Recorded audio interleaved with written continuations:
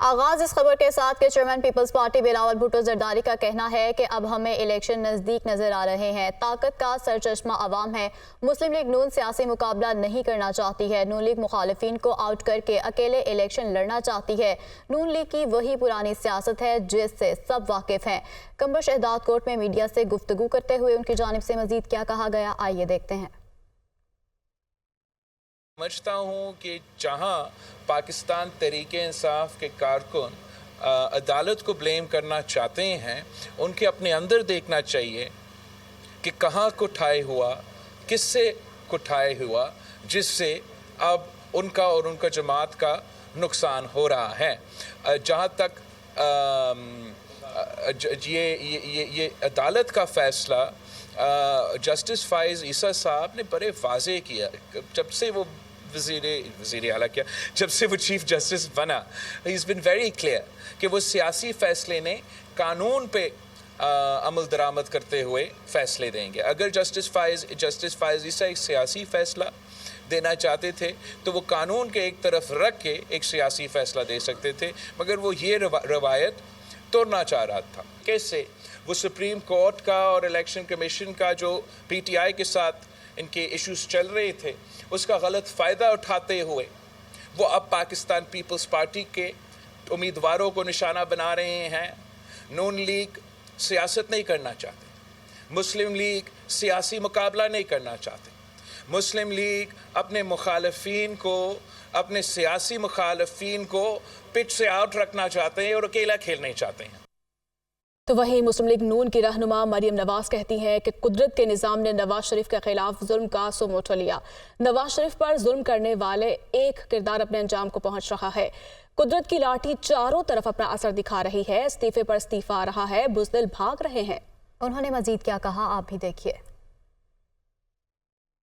شریف پر اور عوام پر ظلم کرنے والا ایک ایک ظالم چن چن کر اپنے انجام کو، عبرتناک انجام کو پہنچ رہا ہے، اور یہ انتقام ان سے نواز شریف نہیں لے رہا۔ بخدا یہ انتقام ان سے نواز شریف نہیں لے رہا، یہ انتقام ان سے مسلم لیگ نون نہیں لے رہی، یہ انتقام ان سے قدرت کا نظام لے رہا ہے۔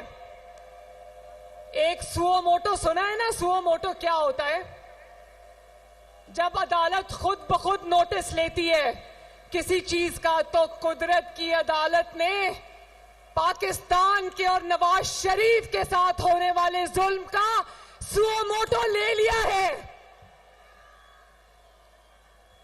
اور کس طرح یہ بزدل دم دبا کر جوتیاں چھوڑ کر بھاگے ہیں۔ استعفے پہ استعفا آ رہا ہے، دوسروں کا احتساب کرتے ہوئے فرعون بنے ہوئے تھے، بے گناہوں کا احتساب کرتے ہوئے طاقت کے بلبوتے پہ فرعون بنے ہوئے تھے، اور آج اپنی باری آئی تو منہ چھپا کر جوتیاں چھوڑ کر بھاگ رہے ہیں۔ پاکستان تحریک انصاف کے رہنما بیرسٹر گوہر خان کا کہنا ہے کہ سپریم کورٹ کے فیصلے کے باوجود الیکشن کا بائیکاٹ نہیں کریں گے۔ راولپنڈی میں وہ میڈیا سے گفتگو کر رہے تھے۔ کورٹ کی جو ڈیسیجن ہے جس نے ہم سے بلہ لے لیا، اس سے 25 کروڑ عوام کی بنیادی حقوق متاثر ہوئے ہیں، اور یہ جمہوریت کے خلاف ایک سازش کامیاب ہوئی ہے۔ یہ جمہوریت کا بہت بڑا نقصان اس سے ہوا ہے، اور اس سے کرپشن کی ایک ابتدا ہوگی۔ لیکن جو سپریم کورٹ کا فیصلہ آخری ہے یہی پہ عمل ہوگا، لیکن اس سلسلے سے ہم رکیں گے نہیں اور نہ بائیکاٹ کریں گے۔ انشاءاللہ ہم فلی پارٹیسپیٹ کریں گے۔ استحکام پاکستان پارٹی کے سینئر نائب صدر اور حلقہ ستانوے سے امیدوار ہمایوں اختر خان کا کہنا ہے کہ خود کو عوام کا نمائندہ کہنے والے اب بھی عوام کو سبز باغ دکھانے سے باز نہیں آ رہے ہیں۔ یہ دھونس کے ذریعے یہاں پر قابض رہنا چاہتے ہیں، لیکن اب ایسا نہیں ہوگا۔ تانلیہ والا میں حلقہ ستانوے سے امیدوار ہمایوں اختر خان کی ڈور ٹو ڈور انتخابی مہم جاری ہے۔ تاجروں اور مختلف علاقوں کے رہائشوں سے ملاقاتیں کی اور منشور سے آگاہ کیا۔ تانلیہ والا، لسوڑی بازار، گلا منڈی سمیت دیگر علاقوں میں ہمایوں اختر اور ان کے ساتھیوں کا پرتپاک استقبال کیا گیا۔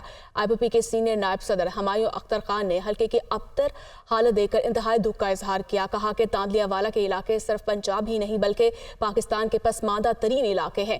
یہاں پر صحت، تعلیم، پینے کے صاف صاف پانی اور سیوریج کے نظام کی بنیادی سہولیات تک دستیاب نہیں۔ تانلیہ والا کے عوام ہمارا ہاتھ تھامے، ہم مایوس نہیں کریں گے۔ انٹرا پارٹی الیکشن عوامی نیشنل پارٹی اور تحریک انصاف کے درمیان موازنہ سامنے آ گیا ہے۔ تحریک انصاف نے پارٹی آئین کے مطابق 13 جون 2021 کو انٹرا پارٹی الیکشن منعقد کروانے تھے، جبکہ الیکشن کمیشن کی جانب سے 24 مئی 2021 سے نوٹس جاری کرنا شروع کر دیے گئے تھے، اور اسی طرح انٹرا پارٹی الیکشن منعقد نہ کروانے پر پہلا شوکوز نوٹس 27 جولائی 2021 کو جاری کیا گیا۔ اسی پر مزید بات کر لیتے ہیں ڈپٹی بیورو چیف لاہور حسن رضا سے۔ جی حسن، کیا ڈیٹیلز ہیں آپ کے پاس؟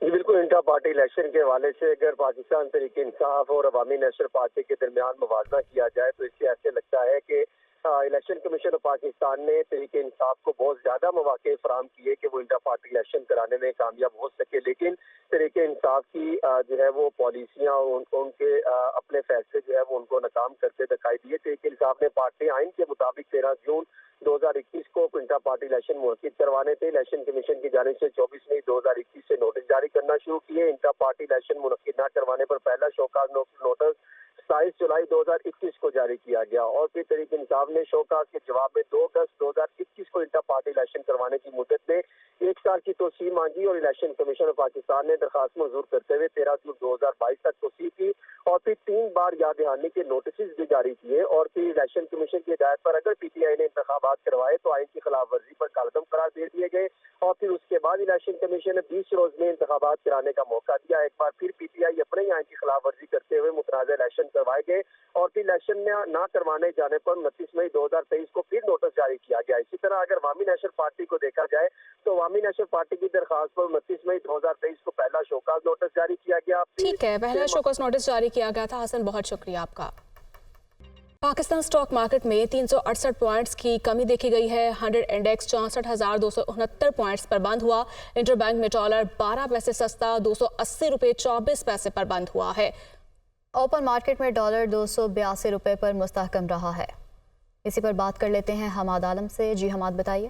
جی، جب تک ہم یہ دیکھ رہے ہیں کہ الیکشنز ہونے جا رہے ہیں اور جب تک الیکشنز نہیں ہوتے، مارکیٹ میں ہم ملا جلا رجحان دیکھ سکتے ہیں۔ آج ہم نے کاروباری ہفتے کے آغاز پر دیکھا کہ مارکیٹ نے جو اختتام ہوا ہے، کیونکہ آغاز تو مثبت ہوا تھا مارکیٹ کا جو ٹریڈنگ کا، تو اس کے بعد ہم نے اختتام دیکھا ریڈ زون میں بند ہوئی۔ ڈیلرز کا کہنا یہ ہے، بروکرز کا کہنا یہ ہے کہ انویسٹرز جو ہیں انہوں نے آج پروفٹ ٹیکنگ کی ہے، اور جب وہ کوئی غیر یقینی صورتحال دیکھتے ہیں تو اس وقت مال بیچ دیتے ہیں اور تاکہ اپنا پروفٹ بک کرتے ہیں۔ انویسٹر کا کہنا یہ ہے کہ اس وقت ہم یہ دیکھ رہے ہیں کہ آنے والے دنوں میں مہنگائی کا جو زور ہے وہ کم ہو سکتا ہے، کیونکہ پیٹرولیم مصنوعات میں متوقع کمی ہے، جس سے اوور آل جو مجموعی مہنگائی کی شرح ہے وہ کم ہو سکتی ہے، اور مہنگائی کی شرح میں کمی آئے گی تو شرح سود اسٹیٹ بینک کو موقع ملے گا کوئی شرح سود کم کر دے، جس سے مارکیٹ کو مثبت پیغام جائے گا۔ بات کریں ڈالر کی تو ہم دیکھ رہے ہیں کہ ڈالر میں مسلسل کمی ہے اور روپیہ مسلسل مستحکم ہو رہا ہے۔ ڈیلرز کا کہنا ہے کہ 2 بڑی وجوہات ہیں۔ ایک تو یہ کہ جو بین الاقوامی مالیاتی ادارے وہاں سے قرض کی منظوری ہوئی ہے، یہ ایک بہت بڑا فیکٹر ہے۔ اس کے ساتھ ساتھ امپورٹ اور ایکسپورٹ کے درمیان جو خلیج ہے وہ فرق کم ہوا ہے، جس کی وجہ سے روپے کی قدر کو سہارا مل رہا ہے۔ جی ٹھیک ہے حماد، بہت شکریہ آپ کا۔ نیوز اسٹوڈیو سے اتنا ہے۔ باخبر رہنے کے لیے آپ دیکھتے رہیے دنیا نیوز HD، کیونکہ یہ ہے خبر کی دنیا۔